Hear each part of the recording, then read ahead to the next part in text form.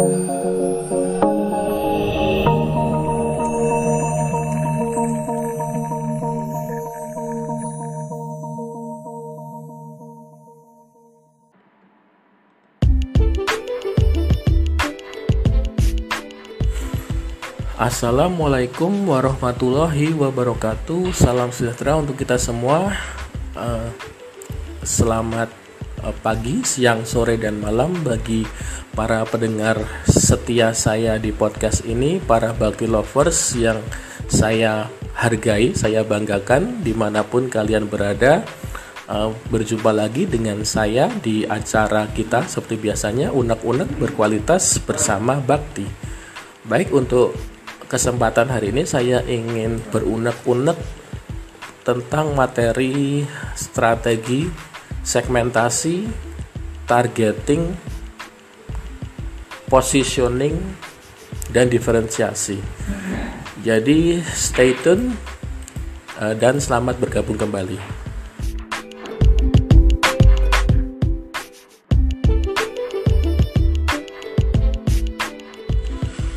Baik, jadi segmentasi, targeting, dan positioning atau disingkat STP ini merupakan salah satu elemen yang penting dalam kegiatan pemasaran karena sangat berhubungan dengan perancangan customer driven marketing strategy.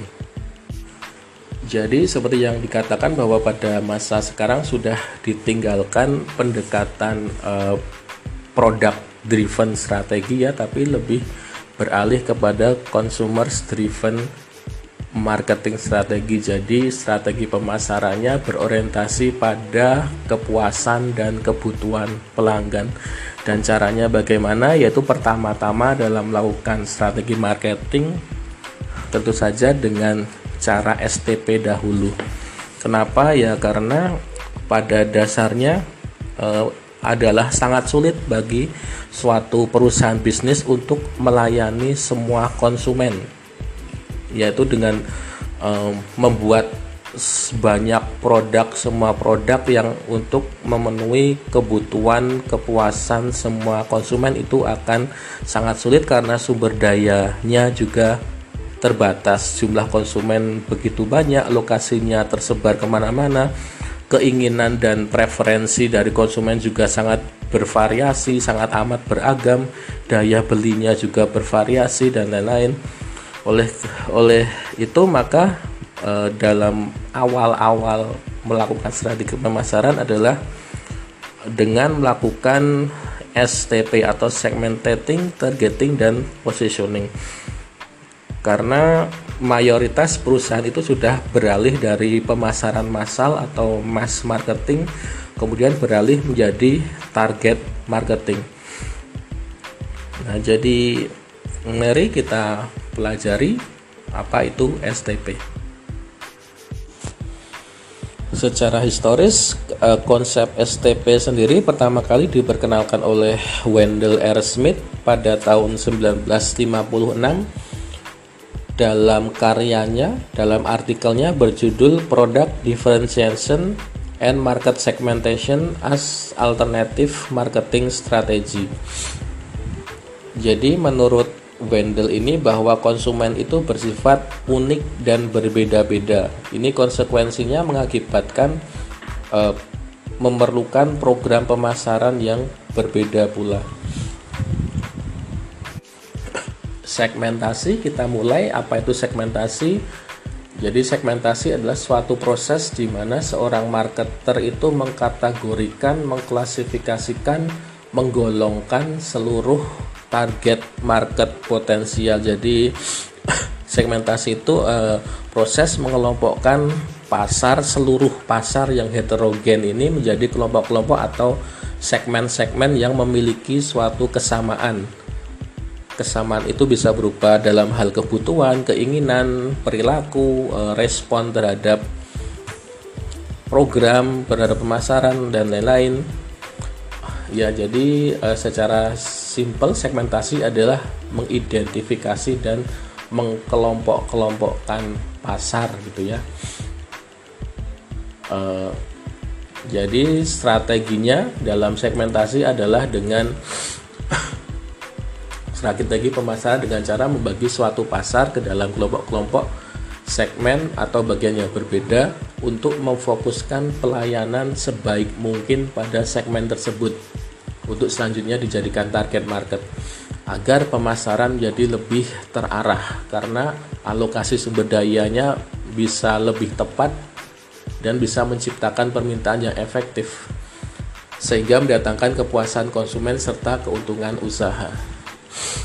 Jadi menciptakan permintaan yang efektif ya, misalnya saja kalau jualan es krim, masa kita mentarget pasar yang berada di daerah bersalju, tentu saja permintaannya tidak efektif ya, tidak ada demand ya karena sudah dingin, masa juga ingin membeli es krim kan tidak, permintaannya menjadi tidak efektif jika kita mentarget atau membagi berdasarkan kawasan tadi, penjualan es krim kok di kawasan yang bersalju, itu kan jadinya permintaannya tidak efektif.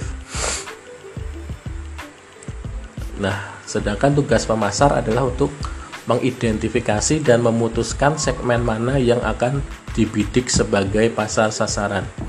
Pada strategi segmentasi ini, pasar dikelompokkan atas kesamaan karakteristik tertentu seperti kesamaan motif, kesamaan kebutuhan, perilaku, kebiasaan pembelian, tujuan pembelian, dan tujuan penggunaan produk.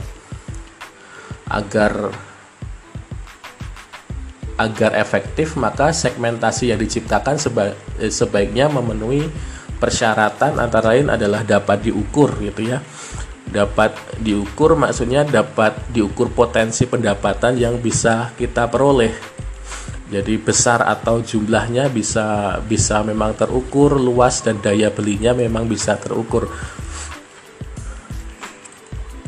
Kemudian dapat dijangkau, yaitu tentu saja segmentasi pasar itu haruslah mereka yang memang bisa kita layani secara efektif, tidak terlalu jauh, terlalu sulit untuk dijangkau secara geografis.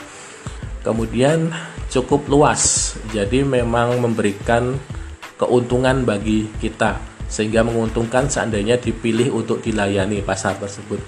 Kemudian dapat dilaksanakan, maksudnya adalah kegiatan untuk memasarkan atau melayani segmen tersebut mudah dilakukan secara tepat dan efektif.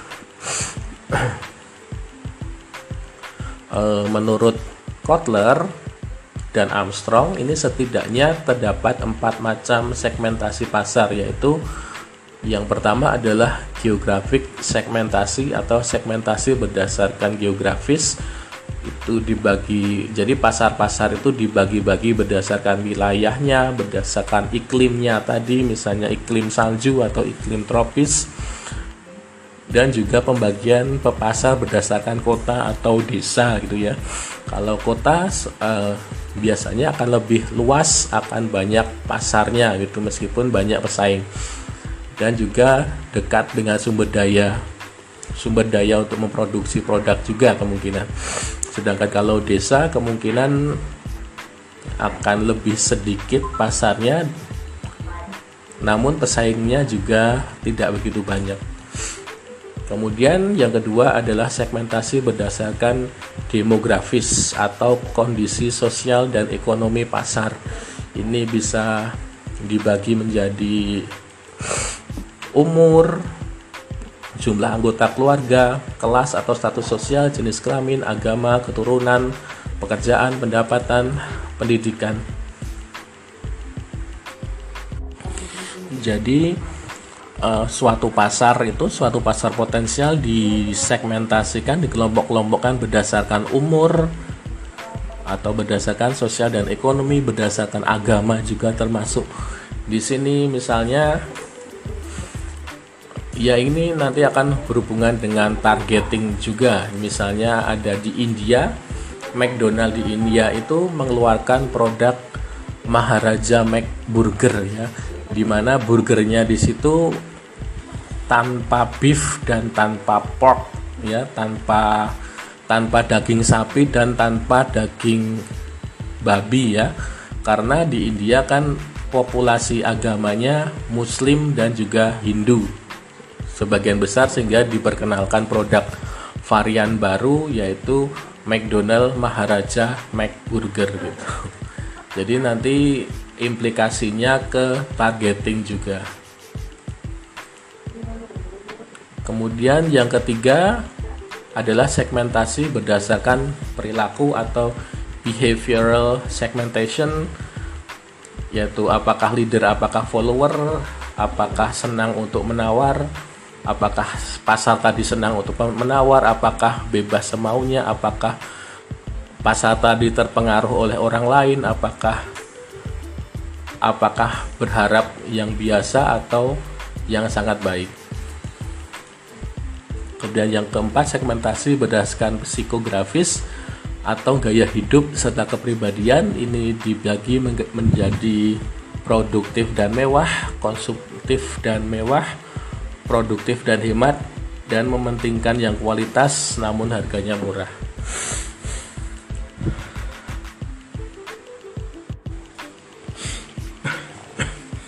Jadi ada banyak sekali pembedaan, teman-teman bisa membaca sendiri di bukunya Kotler tadi. Misalnya kepribadian juga dibagi menjadi apakah agresif, ataukah intuitif, ataukah thinking, feeling, compliant. Jadi ada banyak pembagian bahkan berdasarkan kepribadian. Kemudian dari sensitivitas harga juga, apakah sangat sensitif dengan harga, ataukah value conscious atau status conscious. Jadi apakah harga akan sangat mempengaruhi atau harga tidak mempengaruhi. Kemudian juga dari status loyalitas, atau apakah loyalitas atau enggak, dari tingkat pemakaian apakah tinggi, sedang atau tidak, dari perilakunya, metode pembayarnya dibayarkan sering cash atau sering pasar itu sering menggunakan cek atau PayPal atau transfer ATM atau lewat OVO. Itu juga disegmentasi berdasarkan behavioral segmentation. Mungkin kita lanjutkan saja. Selanjutnya adalah tentang targeting.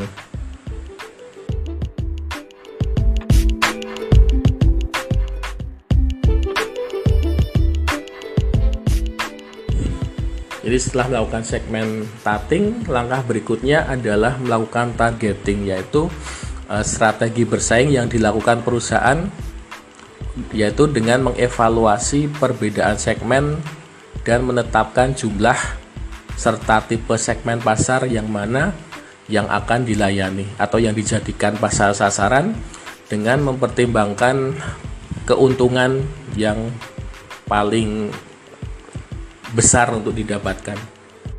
Jadi seperti disampaikan tadi bahwa keragaman dari pasar itu terlalu besar sehingga kita perlu untuk fokus melayani satu atau beberapa segmen pelanggan saja agar kita bisa lebih fokus dalam menggunakan sumber daya kita untuk mencapai kepuasan pelanggan.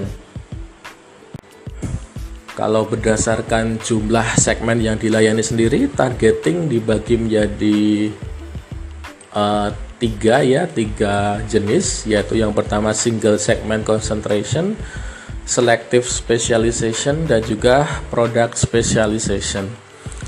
Single segmentation concentration adalah bahwa perusahaan hanya memilih satu segmen saja untuk dilayani.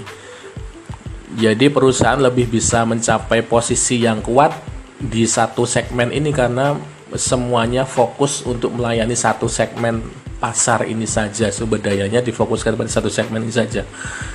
Namun konsentrasi di satu segmen ini mempunyai potensi resiko yang cukup besar, sehingga jika perusahaan sudah kuat dalam segmen tersebut, maka para kompetitor tidak mudah untuk mengambil customernya. Jadi jika gagal dalam satu segmen tersebut akan sulit untuk beralih ke segmen yang lain gitu.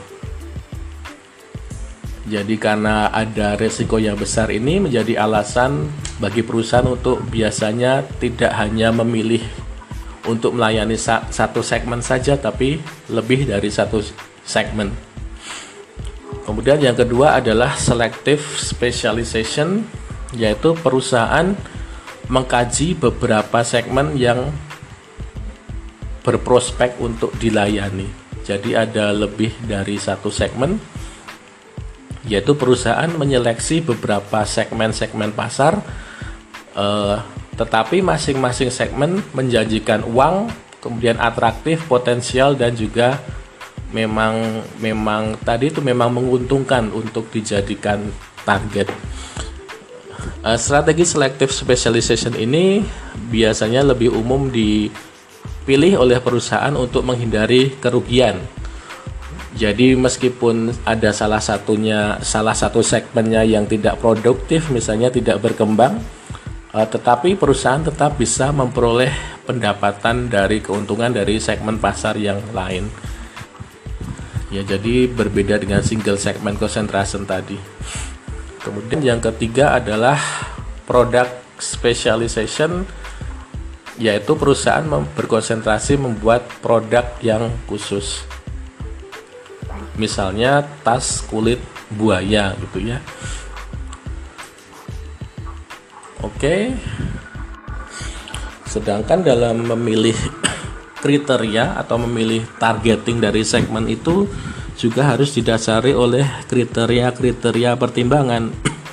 Misalnya ukuran dan potensi pertumbuhan segmen. Jadi takutnya kalau kita sudah memilih segmen, lalu segmen tersebut tidak tumbuh, kan jadinya kita mengalami kerugian. Jadi juga harus dilihat dari potensi pasar tersebut, ukuran dari pasar tersebut, dan juga prediksi pertumbuhannya. Kalau ada perubahan teknologi bagaimana, apakah tetap bisa berkembang atau tidak. Kemudian juga kriteria kompetisi, jadi apakah sudah banyak pesaing yang mengincar segmen tadi gitu, apakah ada hambatan untuk masuk gitu, bagaimana dengan posisi pesaingnya, apakah sudah ada market leader yang saling berperang dengan berdarah-darah. Kemungkinan akan susah untuk menjangkau segmen tersebut jika sudah terdapat persaingan yang terlalu sengit antara market leader dengan market kompetitor gitu ya. Kemudian apakah ada kejenuhan di segmen tersebut, kemudian apakah ada resiko di bidang ekonomi, di bidang politik, dan di bidang teknologi jika memilih segmen tersebut. Selain itu juga ada kriteria profitabilitas tentunya, apakah bisa ada return on investment, apakah ada biaya masuknya,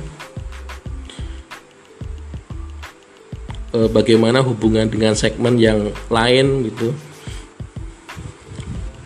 apakah berhubungan dengan kekuatan dan citra perusahaan kita. Jadi itu ada beberapa kriteria dan banyak kriteria yang perlu diperhatikan saat kita melakukan targeting suatu segmen.